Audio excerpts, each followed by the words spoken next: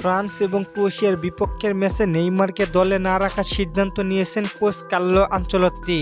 তাহলে কি সত্যি বিশ্বকাপের স্কোয়াড থেকে ছিটকে যাচ্ছেন নেইমার? চলেন দেখে আসি।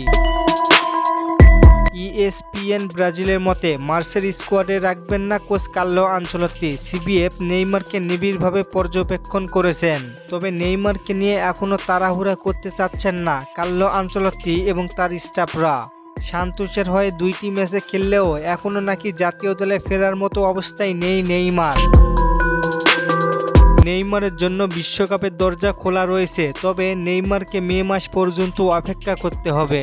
মে মাস পর্যন্ত সান্তোসের ধারাবাহিকভাবে ম্যাচ খেলে ফিটনেস ফিরে পেলে তবেই নেইমারকে বিশ্বকাপের স্কোয়াডে রাখবেন কার্লো আনচেলত্তি। এমনটাই দাবি করেছেন ব্রাজিলিয়ান সংবাদ মাধ্যম ESPN ব্রাজিল।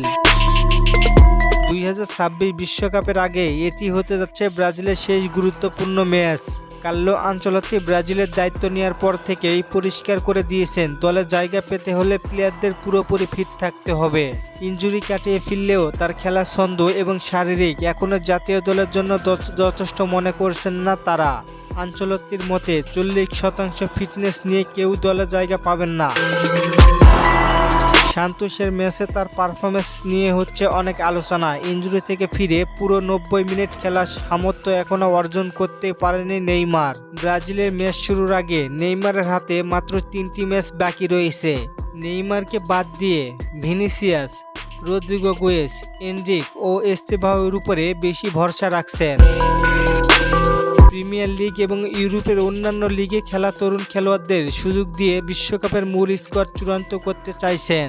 নেইমারকে দলে না রাখার মানে হলো শুধু নামের বিচারে দলে জায়গা পাওয়ার সুযোগ নেই। তবে এখন সময়ই বলে দিবে নেইমার দলে থাকবে কিনা। আপনার কি মনে হয়, নেইমারকে দলে জায়গা করে নিতে পারবে? জানিয়ে দিন কমেন্ট করে।